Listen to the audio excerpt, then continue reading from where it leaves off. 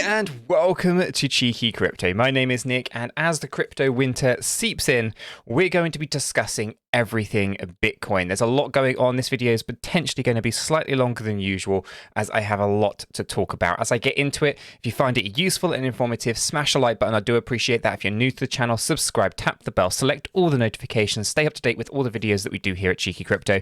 If you haven't yet joined us in Discord, links in the description below. Guys, that's the centralized hub of everything Cheeky Crypto. It's the first place we go to notify you of the up and coming news. So go ahead and check it out. Links in below. Okay. I'm going to take you on a bit of a journey. It's going to take a while. Let's get into it. We're going to start here. Upcoming events this week. Now, I didn't look at this on Monday on the Twitch live streams, but I do think it's worth kind of noting a few things that have been going on. Now, I'm going to be taking a look specifically at the UK standpoint on this, but do understand that this is going to affect pretty much be very similar globally, and we should really take stock of what this means. Okay, so on Monday we saw the industrial production year on year, yada yada yada. Yesterday, however, on the 15th of November, we saw the unemployment rates in the UK. We saw the GDP growth in the Euro area. We also saw the PPI in the USA, right? And today we have seen the UK inflation rate already this morning. We've got the Euro area ECB financial stability review. That's happening at 9 o'clock this morning. Canada, we've got the inflation rate, and in the US, we've got the retail's MOM. Okay, so a lot today.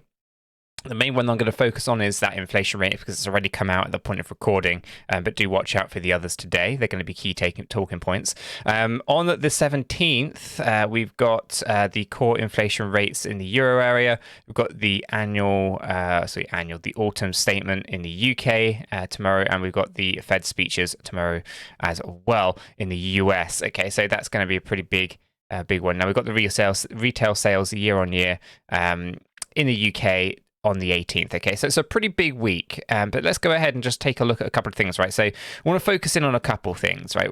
Basically, the salaries in the UK, they've risen, right? Record rise, but it's still being outpaced by the inflation. So if we take a look at this, right, basically salaries rose on an average of 5.7%.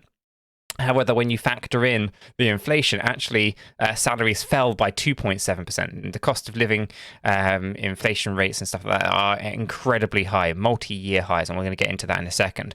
Okay, so with all this stuff kind of going on, there's knock-on effects. Knock-on effects, of course, are the unemployment rate. Okay, so you can see here things have been going. It's basically 3.6, and the poll was for 3.5. In September alone, it was 3.8. I think it's now about 1.2 million people in the UK that have lost their jobs. And this is something that I've been talking about for a while, okay? And things are not getting any better. As we take a look at those inflation rates, it's an 11.1%. And basically, energy prices are just soaring high, and it comes down to pretty much your expectations on these things as well. I didn't expect anything less, considering everything that's been going on with Russia, Ukraine, and of course at the same time the way that the government had tried to subsidize energy costs. So of course they're going to keep their costs high, right, because the government are paying them for it. So again, the taxpayer has to pay for it somewhere along the line. It's all going to come around full circle. So essentially, 11.1%, the highest it's been in 41 years, I believe, and that is it's insane, right? It's outpacing that of rising salaries and things like that. So there's a lot of issues going on. Now, why is all this important? All of this stuff does tie back into Bitcoin, right? And essentially what I'm going to go through next. Okay, so before we talk about the price action here, we have to understand there's a global problem. We got to call it a recession, although some countries changing the terminology so they don't use that word. But essentially that's what it is. And we've got incredibly high inflation on the back of printing too much money in 2020. No shit, Sherlock. Now, of course, really what we want to do is we want to focus in on what we're waiting for here, right? What's going to happen? What is the output of this, right? Because as salaries fail to keep up with inflation rates and job losses are incurred and basically the unemployment rate increases, there's going to be a knock-on effect with what people are going to end up having to do. They're going to be forced into something. I'm going to get into that, okay?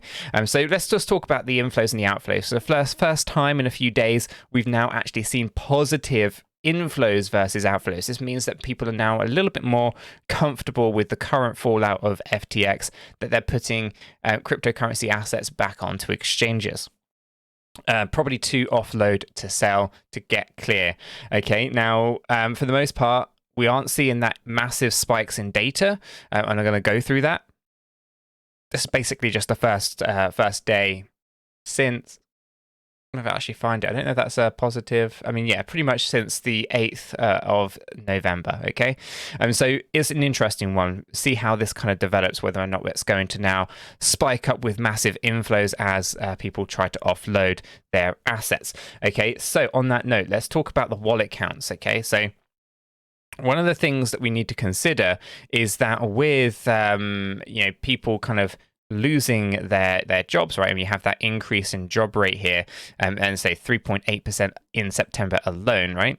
And the fact that salaries are failing to keep up with the rate of inflation. These are key things, because essentially what I think is going to happen here is all of these retail investors, these people who have, one Bitcoin, maybe half a Bitcoin, and maybe I'll have to introduce those wallet counts as well into the analysis, eventually are going to get to a point where they're going to have to sell off their assets, their investments. They're going to have to cash those investments in order to pay their mortgages, for example, okay, in order to put food on the table. And there's a few interesting kind of statistics out there regarding the cost of food and how fast that's risen in comparison to other assets as well. It's quite a fascinating kind of read. I won't go into it in this particular video, but you kind of get the idea that eventually these guys here, although we've had a huge influx of new wallets kind of holding and self-custody of BTC here, we should also acknowledge that that eventually I do think these guys are going to succumb to the selling pressure. Right now, with 939,000 BTC wallets that have over 1 Bitcoin in them. Okay, so it's a pretty sizable chunk. Now we've got to bear in mind we're down here at 910,000, so we have jumped up a fair amount.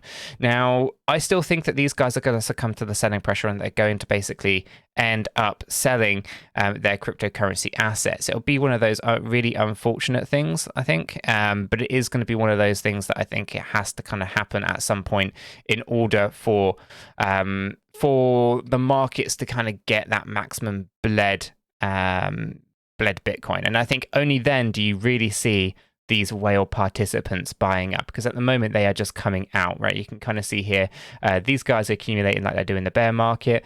These guys basically coming out, and these guys are coming out. So big money isn't really backing BTC. Now, on that note, we can, of course, acknowledge, if I can find it here, this one, how the whales have been coming out for such a long period of time, okay, and how the Kraken-sized wallets have been just accumulating. Now, it's possible that these wallets just continue to accumulate. However, at some point, I think they are going to flood the system. They're going to flood the market with the excess Bitcoin just to drag that price down and then pick up as much as possible. I still think that's going to happen. The only question is it might not happen for a while, okay? So things are vastly different. We have got different data. That we talk about this all the time, which is why I was always saying that the bottom wasn't in June. This is something that happened in the past. It happened in 2018. Doesn't necessarily mean it's going to happen again. I would just suspect that that's what the use case of this particular wallet size is, to flood the system with excess supply so that the price of Bitcoin falls. That's what I think it's for, but I could be wrong on that, okay? And I'm willing to acknowledge that I could be. I'm not egotistical in any way like that. I just think that essentially we should be monitoring these things, and if history does repeat itself, then essentially these guys are going to flood the market. And I think these are basically just whales. And as you see these coming down here, they accumulate, they transfer it over to the cold storage, and then they use the cold storage to bring the price down even more.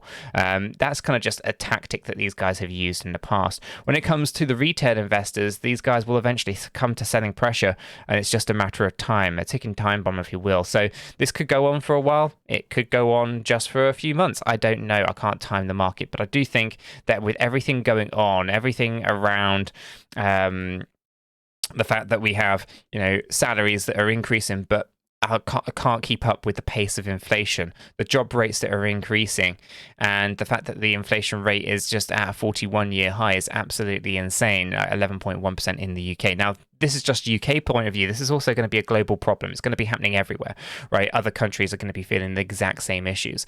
So there's a lot of things to kind of think about, lots of things to kind of consider. And I do have my monthly chart here to kind of say, okay, well, maybe 13,800 is the next pit stop here for Bitcoin, where we might start to see some kind of bouncing. We obviously have got other exchanges also filing for Chapter 11s in terms of liquidations and bankruptcy and things like that. There's going to be a whole host of other fallouts. I did see an email from crypto.com unlisting a whole host of different pairs. So you got to be on top of that, got to be aware of what's going on. I imagine that that's for a couple of reasons. One, those particular currencies, cryptocurrencies that they're delisting could potentially have issues. Or two, they're wanting to prevent any further bank run on crypto.com. By removing those particular pairs, they can limit the damage done to crypto.com. I don't know. But I do know is there's a pretty decent list of pairs that are going to be delisted when it comes to crypto.com, and most, funnily enough, are Bitcoin pairs. So they are Bitcoin paired with, let's say Polkadot. I don't think that's actually on the list, but you kind of get the idea. Essentially, Bitcoin pairs so that people can't just have a run on Bitcoin on their Bitcoin supplies at crypto.com. But if you haven't already got that email, you should probably look out for it. It will be coming out. You could probably find a lot more information on their website about it as well. So there's going to be a lot of fallout still coming in from the FTX saga. We barely have scraped the surface with what is going on there. So when we take a look at this monthly chart, I think 13,880 is a reasonable kind of target. $9,500, we'll see, possible. I'm not thinking that we're going to be going down in 5 waves, though. I do think we're going to be WXYXZ overall on a bigger structure. But let's go ahead and talk about the recent movements when it comes to BTC as well. So for the most part, we've been tracking this as a potential move down towards the 15,285 or even as low as 13,207, as you can kind of see down here. Now, I was looking and still am looking for this move to the upside. It's been a little bit slow on the way that it's been playing out, but I still think this is a valid wave count, and I'm still expecting this one to play out here. Okay, so we've just traded sideways here, and I still think that 17,589 is the most logical one to play out, as in we've put a bounce up here in a 3-wave pattern before moving on down. Now, I could be wrong, of course. We could just come on down, and that's also something that we should consider. And as I said, as we have the news for today, really, I guess it's not really anything major that's going to affect price. I don't think. I think that's really going to be tomorrow as we look for the USA Fed's speeches. I think that's going to be the bigger catalyst. So just kind of keep an eye on these things, because I do think we're going to have this push up higher. Now, on our hourly chart, I do think we have the momentum to support such a move to the upside here. So we do want to keep a close eye on that. I do think there's something there. And of course, we should probably acknowledge that we are still overbought on the 8-hour, overbought on the 4-hour, and oversold on the daily. We are still looking to correct down our weekly. What I'm looking for is I'm looking for an oversold monthly, an oversold weekly, and ideally an oversold daily for a bigger bounce move to the upside. We aren't there yet, but we are correcting quite nicely. So for now, everything looks like we're probably going to move up before moving down. And as we move down, we'll correct everything into nice low positions where we can then start to talk about the price movement to the upside. So essentially for Bitcoin here, we have to be patient. We are still technically ranging sideways here. Okay, you can see that we're just kind of going in these sideways moves between this low white area and this higher yellow area called supply. So essentially we are just going sideways. This is also known as a continuation pattern, which is what gets me down to that 13,000. Is basically it's a big A wave down, we bounced up, and then we go back down to those 13K. So everything's still there, everything's still for grabs. This looks like a pretty good logical area for a bounce, provided that we correct that weekly time frame and that gets into a really strong position. This here would be a very good area to think about maybe a swing trade, in my opinion. Obviously, I'm not a financial advisor. I can't give you financial advice. I can only give you my thoughts and opinions on the data and the charts, but it would be the most logical area for a larger swing trade. There might be some smaller opportunities, like bouncing from here, for example, would also make sense. So for example, we would potentially come up here a little bit, we bounce up just a fraction, and then we move back down and head towards that, because nothing moves in straight lines, right? We have to appreciate that. So everything's looking pretty good. We're doing pretty much the standard kind of stuff. I'll draw some trend lines on here. You know, I'm not a big fan of this because people rely on these things too much. So the easiest thing to draw is the easiest thing to invalidate, but you can kind of see that we're wedging ourselves in here. Now, obviously, this would have changed. It would have been over here, and now it's over here. This is why trend lines are really bad, in my opinion, because sometimes you might think, oh, look, we're over here. We broke out of it. then it was here. No, it broke out of it. No, now it's over here. Going to break out of this? Possibly. So you can kind of get the idea. Trend lines are subjective to the person who draws them. I'll leave it like that for now. You can kind of get an idea. There's a bit of a wedge pattern in there, but it's not ideal. But yeah, so essentially I'm looking at these as potential moves for Bitcoin. Before we can go down, we have to go up, I think. And I think tomorrow is going to be the big catalyst for the moves to the downside. One of the things that we should really be aware of and should be keeping an eye on is whatever the Fed are going to be talking about tomorrow. I think that's going to be the bigger kind of piece that's going to scare people out of the market. Obviously, keeping an eye on exchanges, which ones are going to be filing for Chapter 11s, where you are potentially open to risk. So make sure that you do use some kind of cold storage. We like Ledger hardware wallets, links in the description below. We are affiliated with those. We do get a kickback on those sales if you do buy one through the link below, but many other models are available. Essentially, I don't mind if you buy a Ledger or don't buy a Ledger, but if you're going to buy a hardware wallet, make sure you buy it from the manufacturer directly, and you'll avoid any of those fraudulent ones that you find on the secondary markets, such as eBay, for example. Even on Amazon, you can find some dodgy ones that have been modified so that basically scammers get your crypto. Buy it direct from the manufacturer. Even if you don't buy a Ledger, make sure you buy it from the direct from the manufacturer. Essentially, that's one of the most important things that you can do. Okay, so just look after your assets, keep them off the exchanges until things are a lot clearer. As the dust settles, things should hopefully become very apparent as to which exchanges are trustworthy, which exchanges are not so trustworthy. Until then, look after yourselves. And I will also, on that note, say that if you need support with anything, join us in the Discord server. Links in the description below. We can help point you in the right direction where possible as well. Guys, I'm going to leave this video right there. If you found it useful and informative, smash the like button. I do appreciate that. If you happen to be new to the channel, subscribe, tap the bell, select all the notifications, and in doing so, you will be kept up to date with absolutely everything that we do here at Cheeky Crypto. With all that said, done out of the way, I'll catch you all in the next one.